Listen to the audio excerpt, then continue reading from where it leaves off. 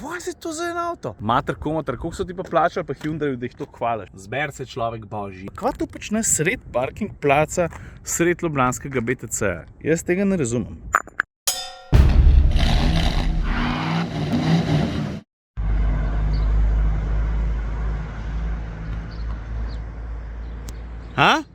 Kaj pa ta uvod? Evo ga, Ioniq 5, točno takšen, kot je bil na mestnem avtobusu. In točno s tem bomo zdaj naredili en vlog.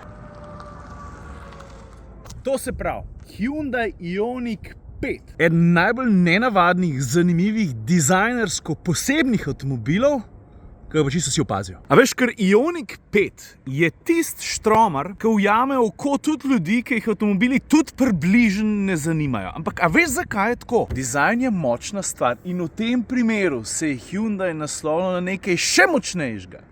To je pa nostalgija. Oblike, ostri rezi, dizajn tega avtomobila presega svet tistih avtomobilskih junkijev, ki vedo vse o avtomobilih, in se potopi tudi v svet ljudi, ki jih avtomobili sploh pa recimo štromari sploh ne zanimajo. In takrat, ko se ta folk začne obračati pa gledati, čak samo, kva si to za en avto? Takrat veš, da si nekaj prav naredil. Najboljš pa vsem pa je, da se pa Ioniq 5 še zdaleč ne naslanja samo na odbito obliko, ampak da v tem trenutku dejansko ne boš našel veliko štromarjev z več zares kakovostne vsebine, gledano v vseh pogledih. Uporabnost, priročnost, prijetnost, ne vem, 800-voltna električna napeljava. Ja, Ioniq 5 je poseben tič in to z razlogom, zdaj pejmo pa lepo po vrst. Poglej, pri dizajnu bom jaz izpostavil 5 detajlov, ki so mi všeč, ti si pa stvar mnenja. Prav. Dajmo začeti kar s pol zaprtimi platišči, vemo, zakaj so takšna, da zrak okoli karoserije kroži bolj učinkovito. Častna omemba, narezani pragovi. Celoten sprednji del deluje futuristično, sodobno, pa tudi old school obenem. Dajmo si vzeti moment za žaromete, za dnevne let luči, mimogrede ta svetlobna črta, ki se pomika od spodaj navzgor, s prostim učem je ne vidiš,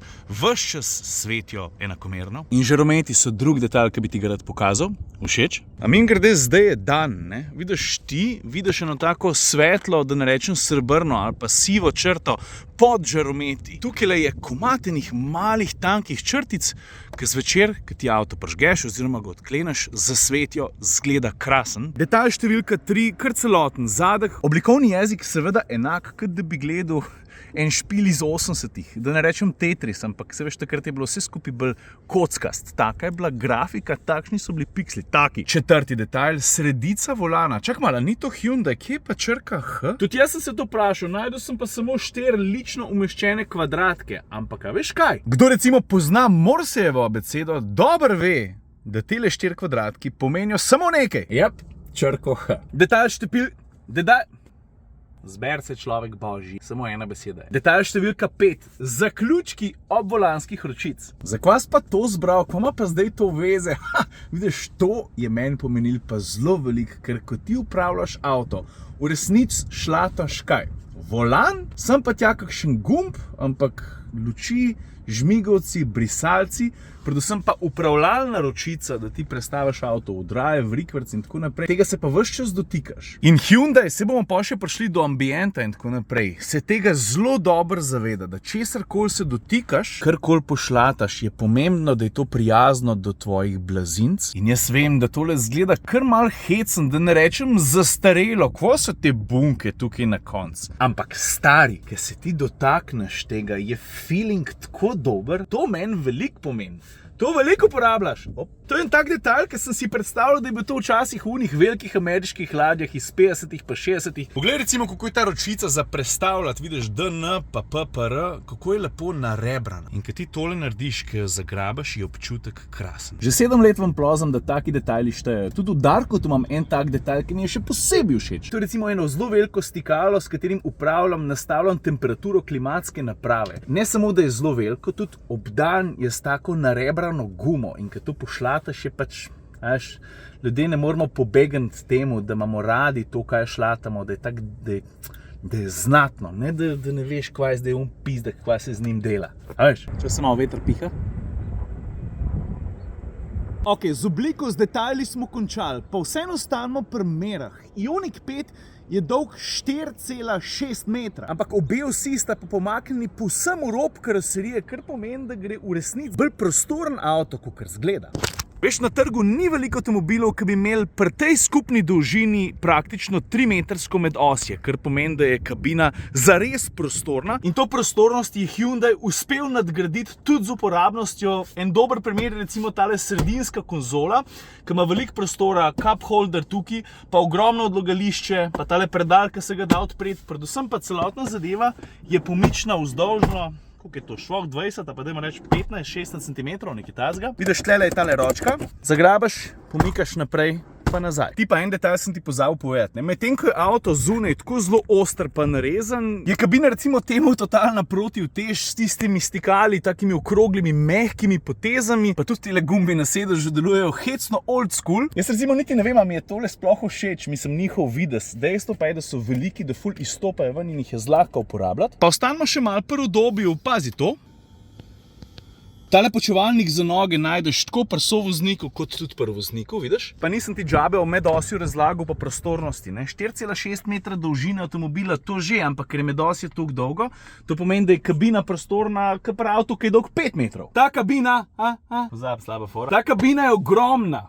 V vse smeri. Nam rekel, da imaš glih feeling eno prostorca, ampak mater nismo daleč stran. Lej to no, model! Zaveste pa te fore? Pa prej, ko sem govoril o obvolanskih ročicah, ne? A veš, tudi druga stikala so na tak način zasnovana, da ki jih šlataš, so taka gladka in zelo uporabna. Jaz vem, da tale kljuka zgleda hecen, skje se je vzela, ampak mater, ko pa tole narediš, je pa feeling izreden. Pa dobro, ker sem že v drugi vrsti, bi ti rad pokazal še par drugih detajlov s tem stikalom. Uravnavaš naklon naslonjala sovoznika, s tem dvema pa lahko ali iz druge vrste ali pa iz prve vrste prilagajaš vzdolžen pomik sedežev druge vrste. Tudi tega je za koliko? Dajmo reči ne dobrih 10 cm, zato da lahko sprostiš dodaten plac v kufru. Pa zdaj, ko sedim v drugi vrsti, se mi zdi, da je to perfekten trenutek, da omenim prijetnost ambienta. Veš, zelo veliko avtomobilskih proizvajalcev se face trudi, da bi znotraj svojih kabin in kokpitov ustvarjali en tak feeling, ma ne najdem drugega pa bolj primernega izraza, pa naj bo to dnevna soba. A veš, kaj hočem reči? Torej, feeling enega prijetnega življenjskega okolja, v katerem preživiš razmeroma veliko časa. Ampak mater, ko sem pol prelistil v glavi vse tiste avtomobile, ker se s tem tako zelo trudijo, recimo, da se jih ni tako malo, veliko je krasnih ambientov, tudi prostornih. Ampak če ostanemo pod mejo nekih 100 jurjev, pa če odmislimo razne S-klase, pa velike BMW-je, recimo sedmico in take druge avtomobilske zelo drage goljate, je pol pismo ne vidim prav veliko avtomobilov, ki bi znali Ioniq 5 kontrirati z neko boljšo ali pa bolj prijetno alternativo. Dejstvo je, mislim, tukaj govorimo o mojem povsem subjektivnem mnenju, da že nekaj časa nisem sedel v bolj prijetnem ambientu v avtomobilu, ki ne bi koštal, ne vem, 100 jurjev pa več. Pač ta prijetnost ambienta je tako izrazita, da jo je nemogoče zignorirati in to so opazili tudi tisti, ki jim je za avtomobilske ambiente malo vseeno, ki pač avto zares vidijo samo kot nek pripomoček za vožnjo od A do B, pa jim je malo vseeno za vse, ki ponujajo, od zmogljivosti do uporabnosti, pa so se noter usedli, pa so slišali pa, lej stari, koliko je luštno tukaj. Jaz ne vem, a je fora v teh mehkih, zaobljenih linijah, a je fora v tem, da je armaturna plošča precej nizko postavljena, daje večji občutek prostornosti, in gre v teh digitalnih zaslonih, pa to mislim, vsakmu avto govorimo, veliko avtomobilov že tudi ima tole eno tako ploščo z dvema ločenima zaslonama, tukaj veliko časa ne bomo zgubili. Mater, koliko so ti pa plačali, pa Hyundai, da jih to hvališ. Ok, zdaj pa kufer. Tudi kufer je prostorsko precej radodaren, osnovne prostornine je za 531 litrov, čak sem malo, daj ti gor ostan. Aha, noče, lej. Što mi pa ni všeč, da bi lahko kam zahaklo, pa da bi nekaj naredil, da bi stal. Nema. Torej, 531 litrov dvojno dno, dovolj, da ti ga pokažem. Tukaj noter ni na pretek prostora, ampak v vogale, sedaj pa še marsikaj spraviti, recimo kable. Kazice odmakneš oziroma podreš, imamo za jurja 500 pa še nekaj litrov placa. Pa že prej v kabini bi moral izpostaviti, da so uporabljeni materiali na visokem nivoju, predvsem je pa sestavljenost komponent zares odlična. Pa preden Rekarota vržem nazaj noter v drugo vrsto, a vidiš kljuke, ki so izstopile iz karoserije? Prvič, tole tudi ni ergonomski vrhunc, ker vseeno moraš prste zatakniti takole med karoserijo pa med kljuko, ni najbolj prijeten feeling. Drugič, serijska oprema je drugačna, takrat kljuke ne izstopijo ven od karoserije, pa je še malo bolj težko, ker moraš tako not pritisniti pa zagrabiti. So se enkrat jaz pa Saša o tem že hecala na Instagramu, to mogoče v Quickiu. V glavnem, to se mi zdi, da bi vseeno lahko boljš pa bolj priročno odpeljali. Predvsem pa, kot odpiranja vrat je izredno velik, zato je tudi dostop do kabine zelo lahek. Pa ne vem sicer, koliko je Ioniq 5 oddaljen od tal, je pa malo više nasajen, ker pomeni, da daje en tak feeling enega križanca. Predvsem je pa tudi dobro takrat, ki je treba vstopiti pa izstopiti iz avtomobila. A veš, tudi, ko nameščaš otroške sedeže, ne, je pomemben, kakšna je ta luknja. Pa ko že govorimo o udobju, prva dva sedeža lahko zavzameta položaj počivalnika, kar zgleda približno takole. Čak sem malo. Madonca. A veš, so taki tok časa, ko se moram dolg peljati pa doskrat na kakšnem počivališču, kje pospim, tole bi mi prav prišlo. Gremo nazaj dol. Pa še malo stanemo pri uporabnosti. Poglej, to recimo predal pred sovoznikom. Fajn, ne? A se spomnimo, kateri avtomobilski model, katere znamke je še imel takole predal, pa zdaj tega nima več, kar je totalna škoda. Renault Captur, prva generacija. Priročno, uporabno, pohvale. Pa prej sem tale sredinski predal samo malo omenil, pa sem ga premaknil naprej pa nazaj. Poglej, zares veliko odlagališče tukaj.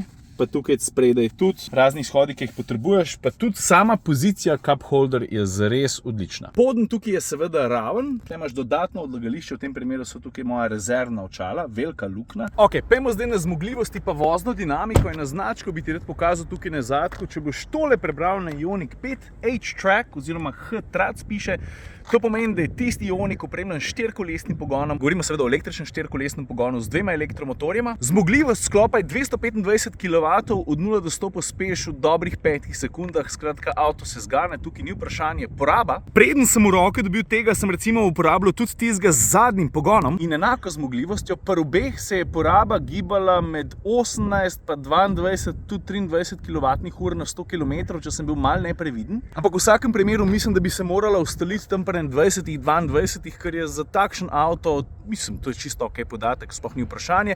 Kapaciteta baterije mislim, da je dobrih 72 kWh, doseg, dajmo reči 400 km, če voziš zmerno, pa če sem pa temperature više in s tem pogoji izboljšani, pa računaš lahko še na kaj več. Pri sami vozni dinamiki želim izpostaviti predvsem udobje. Ioniq 5 je zares komforten avto, je pa res, da me je zmotil predvsem en element vožnje, to sem opazil predvsem med pomikanjem po mestu, predvsem med parkiranjem, med iskanjem tesnih parkirnih lukenj. Riden krog nisem šel gledati podatka, je pa razmeroma velik oziroma večji, kot bi si želel za avto, ki bo pretežno živel v urbanih okoljih. Tukaj me je Kapetanovič v smeh spravil in rekel, kakšen Riden krog. Nikola Jokić ima tudi velik Riden krog, pa je najboljši igralec v NBA. Drugač pa, jaz razumem, da so tele kocke zdaj fajn zame, da ima telefon gor naslonem, ampak kva to počne sred parking placa, sred ljubljanskega BTC-ja? Jaz tega ne razumem.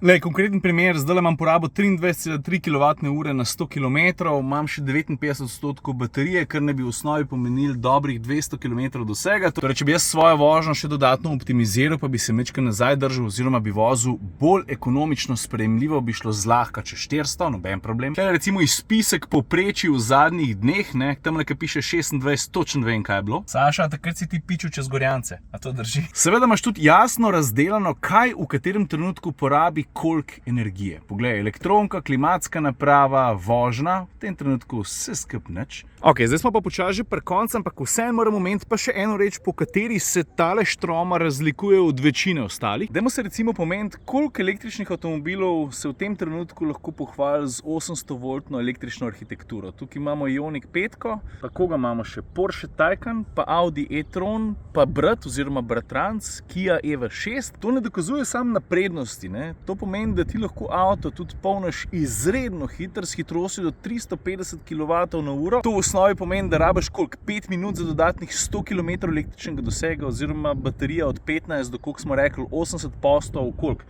15 minutah. Seveda vsem velja, da če boš ti ta avto polnil na izmeničen tok, recimo doma, filanje čez noč torej, ne, ampak v osnovi ti ponuja pa ful več. Tukaj moram poudariti pa še eno reč. Ne samo meni, tudi Saši se je zgodil, da ni zmogel izkoristiti ves polnilen talent tega avtomobila, če se lahko tako izrazim. In da hitrost polnjenja, Saša, daj pomagaj, mi ni skočila čez koliko? 70 kWh na uro, kar pomeni, da to tudi približno ni 350 na polnilnici, ki ne bi to omogočala. Saša pravi, da je predtem odpeljal kar nekaj kilometrov. Skratka, pogonski sklop, baterija bi morala biti ustrezno pripravljena na to, da lahko potegne štrom na hiter, pa se to ni zgodilo. Jaz ne vem točno, kakšne so bile še druge okoliščine, ampak hočem reči, da se to ni zgodilo tako hitro, kot smo pričakovali. Tako da vas prosim vse tiste, ki ste že kdaj peljali ta avto, ki ste ga kdaj poskusili polniti na ultrahitri polnilnici, kakšne so bile vaše izkušnje. Predvsem pa povejte mi, kakšna je bila največja hitrost polnjenja, ki ste jo uspeli doseči na ultrahitri polnilnici. To je podatek, ki ga zelo želim zvedeti. Če imaš kakšno fotko, da lahko to podkrepiš, da si mogoče stisnil v tistem trenutku kakšen shot, prosim, deli v komentarjih ali pa vsaj napiš. In to je v tem trenutku to. Jaz upam, da sem ti Ioniq 5 uspel predstaviti na tak način, da zdaj vsem mečken več veš o njem kot si prej. Za zaključek bi pa tole rekel. V zadnjem letu sem peljal že kar nekaj, pa da bom rekel kar veliko električnih avtomobilov,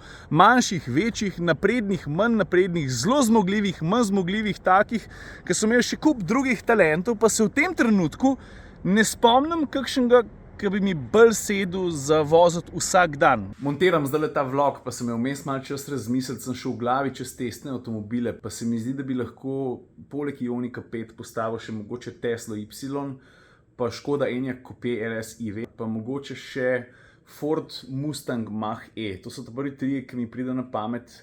Aha, pa škjer še, Volvo XC40 Recharge. Pri vseh teh sem bil deležen v prvi vrsti izrednega udobja, pa tudi na splošno pozitivna izkušnja. Te bi izpostavil še poleg Ioniqa 5. Ok, se smo praktično na koncu. Folk, južna me čaka, moram iti, lepo se imejte. Ajde.